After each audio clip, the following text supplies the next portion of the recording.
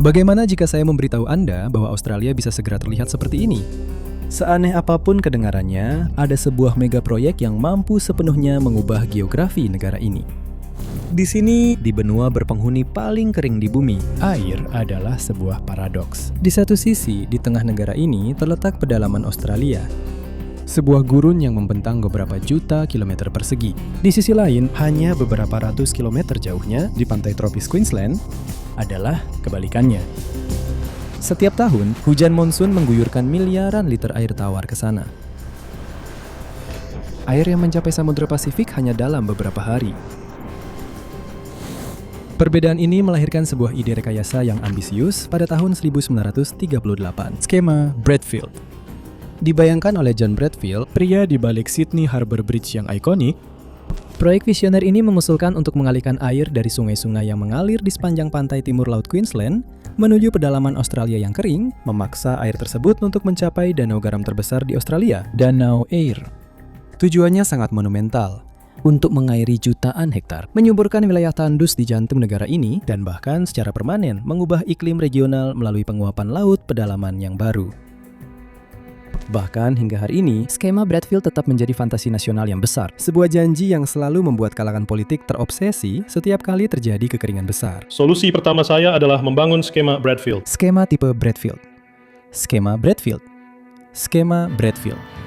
Skema Bradfield yang baru. Setelah puluhan tahun perdebatan dan kontroversi, sebuah penilaian ilmiah komprehensif yang dilakukan oleh Badan Ilmiah Nasional Australia, CSIRO, akhirnya memungkinkan fondasi sebenarnya untuk dianalisis. Di antara aliran air yang sangat besar, infrastruktur raksasa, dan anggaran yang mencapai puluhan miliar dolar, mimpi Bradfield sekarang dihadapkan dengan ketelitian hidrologi modern. Dalam episode terbaru Looking For ini, kami akan kembali ke sumber proyek ini untuk memahami bagaimana ambisi sebesar ini mampu memikat sebuah bangsa selama hampir satu abad. Dari asal-usul geologis Laut Aramanga hingga pembangunan terowongan pengalihan sepanjang 144 km dan tantangan nyata bagi masa depan wilayah ini. Inilah kisah, rahasia, dan kebenaran ilmiah di balik skema Bradfield, pertaruhan pengembangan lahan terbesar yang pernah diusulkan di Australia.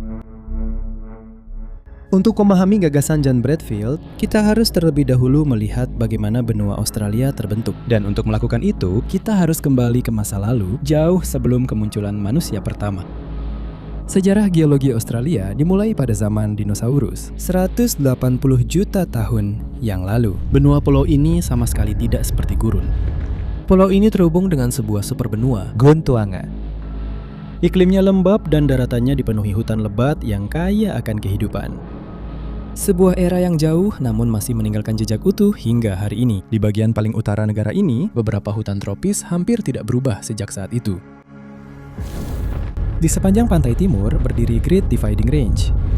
Hari ini, pegunungan ini membatasi garis pantai. Tapi pada saat itu, mereka adalah bagian dari rantai pegunungan besar yang menghubungkan Australia dengan Antartika. Di sebelah barat pegunungan inilah, selama periode kapur, antara 145 juta dan 100 juta tahun sebelum era kita, terjadi pergeseran geologis. Lautan menerjang ke daratan. Sebuah laut pedalaman yang luas kemudian terbentuk. Inilah kelahiran Laut Aramanga. Selama jutaan tahun, perairan dangkal ini menjadi rumah bagi ekosistem laut dan mengendapkan lapisan tebal pasir serta tanah liat di dasar lautnya. Lalu, iklim global berubah. Permukaan laut turun dan Laut Aramanga menyusut lalu menguap. Namun, airnya tidak hilang sepenuhnya. Sebagian airnya meresap ke dalam lapisan pasir yang berpori. Seiring waktu, sedimen yang terisi air ini tertutup dan tersegel oleh batuan yang tidak tembus air. Mekanisme fisik ini menciptakan salah satu cadangan air bawah tanah terbesar di planet ini, cekungan artesis besar.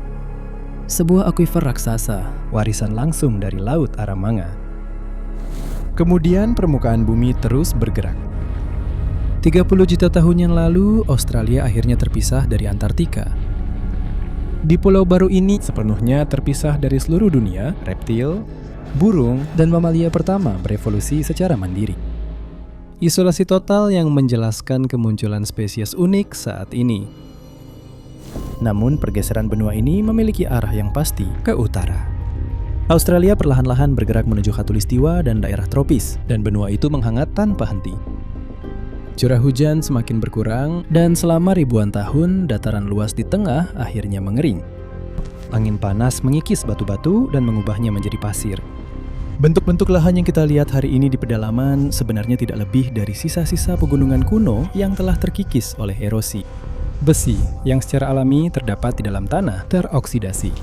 Karat alami inilah yang memberikan warna merah pekat pada bagian tengah negara ini yang terlihat dari luar angkasa. Begitulah Australia menjadi salah satu benua terkering di dunia.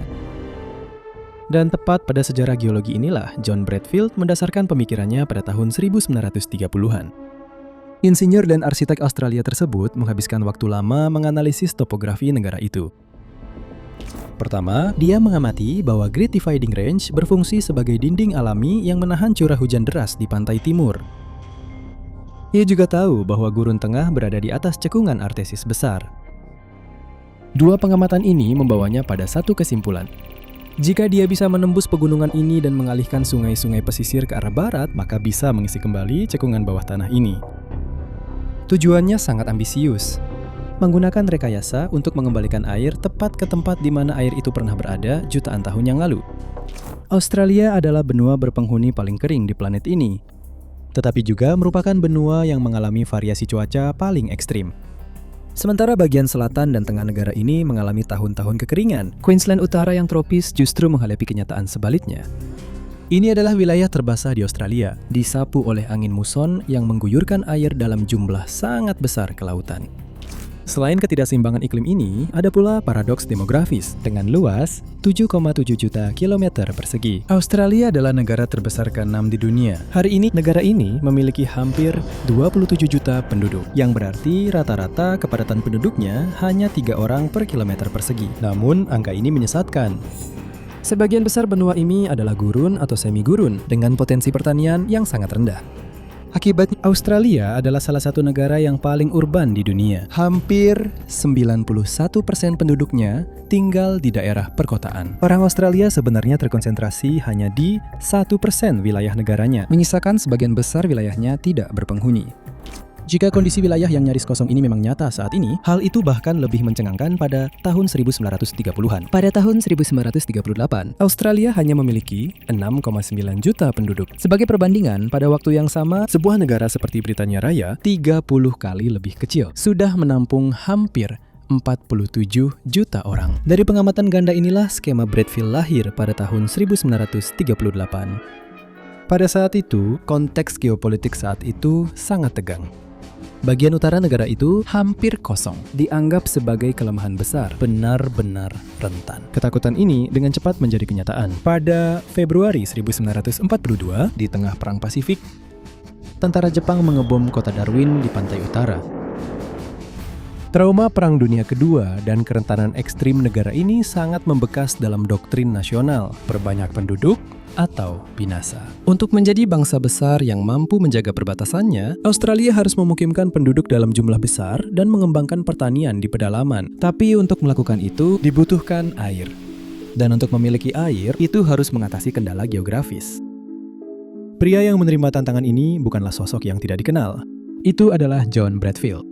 Pada saat itu, dia adalah insinyur sipil terkemuka di negara itu. Dialah yang merancang jembatan pelabuhan raksasa Sydney yang diresmikan beberapa tahun sebelumnya pada tahun 1932.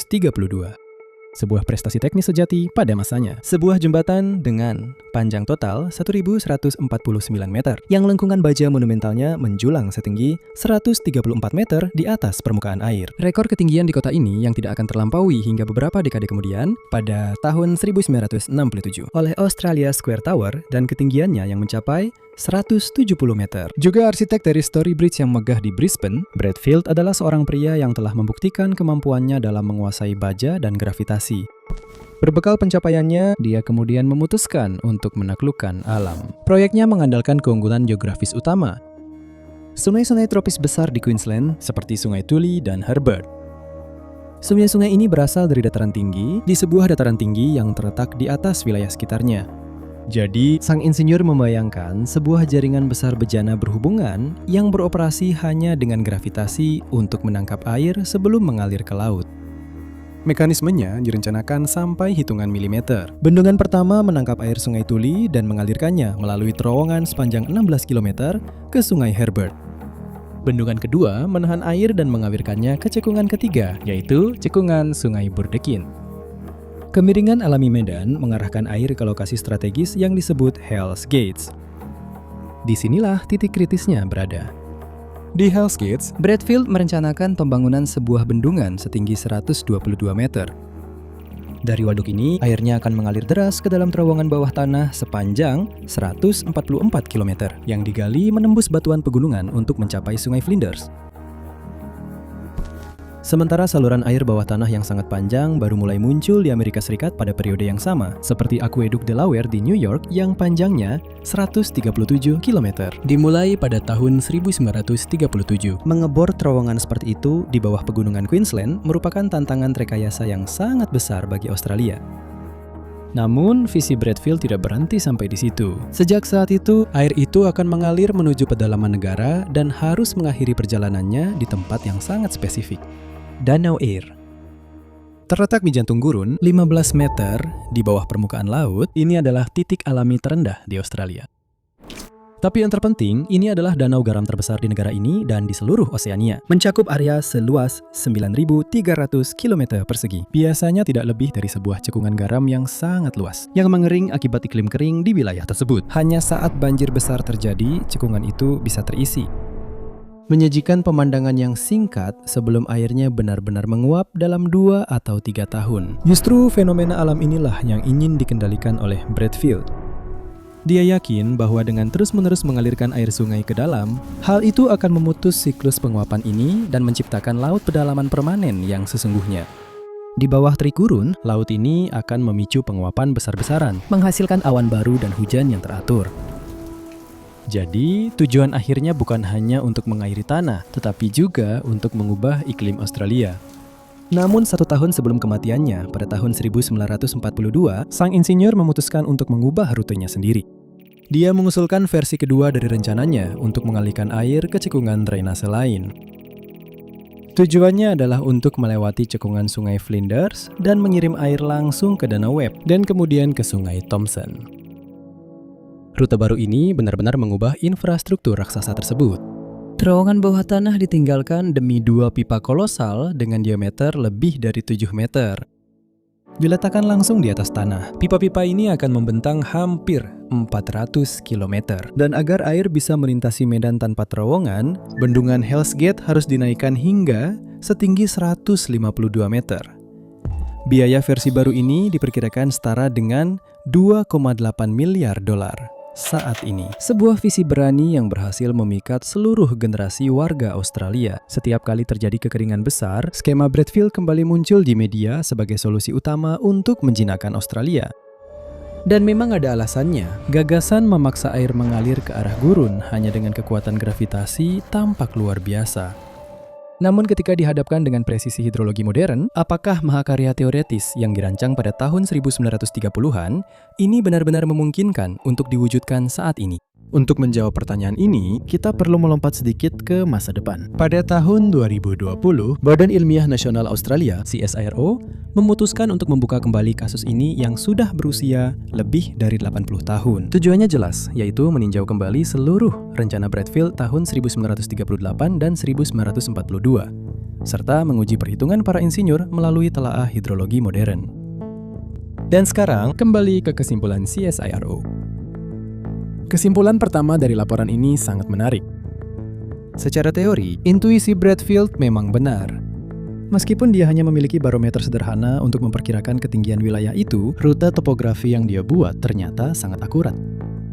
Air memang bisa mengalir melintasi pegunungan secara perlahan melalui gaya gravitasi. Secara teknis, mengebor, menembus pegunungan untuk mengalihkan sungai-sungai itu memungkinkan. Tapi, kelayakan pembangunan seperti itu tidak hanya bergantung pada gravitasi saja. Agar rencana itu berhasil, air sangat dibutuhkan. Banyak air. Dan disinilah perhitungannya mulai goyah. Pada tahun 1930-an, Bradfield menderita kekurangan data iklim yang parah. Untuk menghitung jumlah air yang tersedia, dia mengandalkan rumus matematika yang dirancang di Jerman untuk sungai-sungai Eropa. Namun sungai-sungai di Australia Utara memiliki aliran yang paling bervariasi di dunia. Dengan menerapkan model yang tidak sesuai, Bradfield melebih-lebihkan volume sungai pesisir lebih dari 125%. Di sumber utama proyek ini, airnya tidak sebanyak yang dia harapkan. Dan insinyur itu juga meremehkan faktor paling dahsyat di Australia, matahari. Dalam rencana aslinya, tahun 1938, agar air mengalir ke dalam terowongan sepanjang 144 km, pintu masuk terowongan harus dibangun sangat tinggi, 108 meter di atas dasar sungai, bendungan Hell's Gates. Karena itu harus menampung sejumlah besar air sebelum bahkan mencapai pintu masuk terowongan. Air tampungan mati yang menggenang tanpa bisa digunakan ini akan mencapai 43 miliar meter kubik. Itu setara dengan 4 kali volume Danau Argyle, danau buatan terbesar di negara ini. Model CSIRO menunjukkan bahwa di bawah panas tropis, matahari akan menguapkan 3 kali lebih banyak air daripada jumlah yang benar-benar akan mengalir melalui terowongan. Dan untuk varian tahun 1942, kesimpulannya bahkan lebih buruk. Bendungan setinggi 152 meter seperti itu akan menelan biaya sekitar 12,5 miliar dolar saat ini. Tapi yang terpenting, itu akan benar-benar tidak berguna. Penguapan di permukaan waduk akan melebihi aliran masuk air. Dengan kata lain, waduk itu tidak akan pernah terisi. Untuk mencoba mencari solusi yang layak, oleh karena itu, para ilmuwan CSIRO membayangkan versi yang telah dimodifikasi dan dioptimalkan dengan menurunkan bendungan menjadi 98 meter dan menggabungkannya dengan kanal terbuka sepanjang 680 km. Proyek ini menjadi lebih murah dan jauh lebih rendah risikonya. Kanal ini akan mengikuti kemiringan yang landai dengan saluran masuk air yang terletak pada ketinggian 45 meter. Kanal ini akan mengalir ke selatan menuju Danau Buchanan sebelum bergabung dengan Sungai Thomson. Di atas kertas, versi yang telah diperbaiki ini akan mengalirkan air 4 kali lebih banyak dibandingkan proyek aslinya, dengan total biaya infrastruktur antara 8 hingga 15 miliar dolar. Namun kenyataan ekonomi tetap menjadi penghalang. Pertama, waktu tunggunya akan seolah tak ada habisnya. Simulasi iklim menunjukkan bahwa setelah pembangunan selesai, dibutuhkan rata-rata 19 tahun sebelum air akhirnya mulai mengalir ke sisi lainnya. Miliaran dolar dihabiskan untuk infrastruktur yang tidak akan menghasilkan pendapatan selama hampir 2 dekade. Akhirnya, biaya setiap megaliter air yang dikirimkan akan mencapai sekitar 2.300 dolar. Harga yang sama sekali tidak berkelanjutan untuk pertanian. Para analis menghitung angkanya. Bahkan dalam skenario yang paling optimis, dengan tanaman ekspor bernilai sangat tinggi, proyek ini akan menjadi lubang hitam keuangan. Namun, kesalahan paling tragis Bradfield mungkin terletak di tempat tujuannya. Sang insinyur berjanji akan mengairi lebih dari 10.000 km persegi lahan yang ia anggap sebagai lahan pertanian terbaik di antara negara-negara bagian itu. Analisis tanah modern menunjukkan gambaran yang sangat berbeda. Dataran luas ini, yang dikenal sebagai Mitchell Grass Downs, sebenarnya berada di atas konsentrasi garam bawah tanah yang tinggi.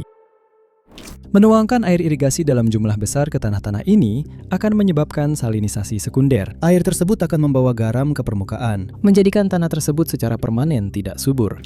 Di seluruh wilayah luas yang dibayangkan oleh Bradfield, hampir 100.000 hektar benar-benar cocok untuk pertanian. Itu 10 kali lebih sedikit dari yang diharapkan. Akhirnya, zaman telah berubah. Pada tahun 1938, dampak lingkungan dan sosial belum menjadi prioritas. Saat ini, mengalihkan aliran sungai pesisir secara langsung akan mengancam ekosistem pesisir, termasuk karang penghalang besar. Selain itu, masyarakat adat kini memiliki hak atas tanah dan air di wilayah-wilayah ini yang diakui secara hukum. Mengalihkan seluruh sungai tanpa persetujuan mereka adalah hal yang tak terpikirkan saat ini. Pada akhir, kesimpulan laporan tersebut menyajikan penilaian yang murni faktual. Setelah dihadapkan dengan data hari ini, proyek John Bradfield adalah pembangunan sebuah bendungan yang terhubung dengan kanal berukuran dan berbiaya tidak masuk akal. Sebuah sistem pengalihan besar yang dirancang untuk mengangkut air sejauh ratusan kilometer hanya untuk akhirnya membuangnya ke tanah yang tidak cocok untuk pertanian skala besar. Kegagalan teknis dan finansial dari rencana tahun 1938 bisa saja menandai akhir yang pasti dari era ini. Namun obsesi untuk membelokkan sungai-sungai utara masih ada hingga hari ini. Hanya sasarannya yang berubah. Tujuan modernnya bukan lagi untuk membanjiri gurun tengah, tetapi untuk mengirim air lebih jauh ke utara menuju cekungan Murray-Darling. Cekungan ini adalah lumbung pangan sejati Australia. Disinilah sebagian besar produksi pertanian negara ini terkonsentrasi. Secara teori, gagasan untuk menghubungkan Queensland Utara yang dilanda hujan monsun dengan wilayah pertanian di selatan yang secara rutin terkena dampak kekeringan terlihat masuk akal. Tapi saat mempelajari alternatif ini, badan ilmiah menemui hambatan yang persis sama. Memindahkan air sejauh ribuan kilometer menambah biaya yang sangat besar tanpa memberikan manfaat nyata. Pertanian adalah sektor yang keuntungannya sangat bergantung pada biaya produksi yang rendah. Namun mengangkut air melalui kanal-kanal raksasa akan menempatkan para petani dalam situasi yang tidak dapat dipertahankan. Air yang dikirim ke tujuan akan menjadi sangat mahal sehingga para operator hanya mampu membayar sekitar 1/10 dari biaya sebenarnya. Hak atas air akan naik hingga hampir $40.000 per megaliter, 5 kali lebih tinggi dari harga yang saat ini ada di pasar. Agar proyek ini sekedar layak, skenario yang benar-benar tidak realistis harus dibayangkan. Hanya menanam komoditas mewah dan mengekspornya dengan harga 2 kali lipat dari harga saat ini, kesimpulan, ekonominya sangat jelas. Mengambil air dari tempat yang melimpah dan mengirimkannya ke tempat lain di mana biaya transportasinya menjadi sangat mahal adalah sebuah kebodohan finansial. Mega Kanal Utara Selatan adalah, sekali lagi, tidak lebih dari sebuah ilusi. Meskipun ada laporan ilmiah berturut-turut, mengapa mitos skema Bradfield tetap begitu kuat dalam imajinasi kolektif masyarakat Australia? Jawabannya terletak pada paradoks geografis negara ini. Australia bukanlah benua tanpa air. Ini adalah benua di mana hujan tidak turun di tempat sebagian besar penduduknya tinggal. Gagasan untuk menyelesaikan masalah ini sekaligus melalui kekuatan rekayasa saja dan proyek konstruksi besar-besaran sangat menarik secara politik, terutama di masa-masa krisis. Apakah Anda akan mempertimbangkan kembali skema Bradfield yang telah direvisi jika Anda terpilih? Impian rakyat Australia adalah mengambil air di daerah pemilihan saya, di mana hujan turun sepanjang waktu. Curah hujan 100 inci di Tuli dan Bubinda. Hujan tidak pernah berhenti. Ambil sedikit saja dari itu dan kirimkan ke dataran pedalaman Queensland yang indah dan megah, lalu hasilkan sesuatu darinya. Kamu tahu, dunia impian yang bisa kita wujudkan, seperti yang dilakukan California. Tapi solusi nyata untuk masa depan air di Australia tidak terlihat, seperti kanal raksasa yang melintasi negara ini. Hari ini, para ahli hidrologi mengusulkan pendekatan yang sangat berbeda. Daripada membangun infrastruktur besar yang terisolasi, strategi modern mengandalkan penciptaan jaringan regional yang saling terhubung. Dengan menghubungkan bendungan yang sudah ada dengan sumber air yang tahan terhadap perubahan iklim, seperti pabrik desalinasi dan fasilitas pengolahan air, wilayah-wilayah dapat saling mendukung. Diversifikasi ini memungkinkan untuk bertahan dari kekeringan yang berkepanjangan tanpa berisiko mengalami kekurangan air total dan, yang terpenting, tanpa perlu melintasi seluruh benua. Terakhir, ini soal akal sehat dari sisi geografis. Hari ini, irigasi pertanian mengonsumsi 70% air Australia. Namun, wilayah utara negara ini saja menghasilkan lebih dari 60% dari seluruh limpasan air di benua tersebut.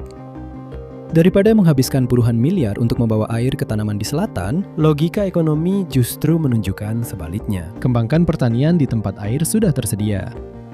Dengan menggunakan air secara lokal di wilayah tropis utara dan selaras dengan komunitas pribumi, Australia bisa mencapai tingkat ketahanan pangan yang baru. Tapi kalau begitu, kenapa Australia tidak melakukan ini secara besar-besaran? Laporan CSIRO jelas. Air bukan segalanya. Di utara, tanahnya sebagian besar miskin, rapuh, dan tidak cocok untuk pertanian intensif. Infrastruktur transportasi hampir tidak ada, yang membuat produk berada jauh dari pasar ekspor. Terakhir, membangun industri pertanian dari nol di wilayah yang sering terkena siklon tropis ekstrim merupakan risiko keuangan yang sangat besar. Skema Bradfield adalah bagian dari masa lalu, sebuah masa ketika orang percaya bahwa umat manusia harus menaklukkan geografi. Tantangan abad ke-21 bagi Australia bukan lagi untuk melawan kondisi geografisnya sendiri, tetapi akhirnya belajar hidup selaras dengannya. Australia bukan satu-satunya negara yang harus memikirkan kembali geografisnya sebagai respons terhadap kelangkaan air. Di sisi lain dunia, negara lain juga menghadapi kekurangan yang parah. Ini terutama terjadi di Yordania, yang berencana menghubungkan Laut Merah dari Aqaba ke ibu kotanya Amman melalui proyek desalinasi dan transportasi air yang besar, National Conveyor Project. Jika tantangan rekayasa ekstrim seperti ini membuat Anda terpesona, saya akan mengakhiri di sini dengan episode kami yang didedikasikan untuk menyelamatkan laut mati. Sampai jumpa lagi di Looking for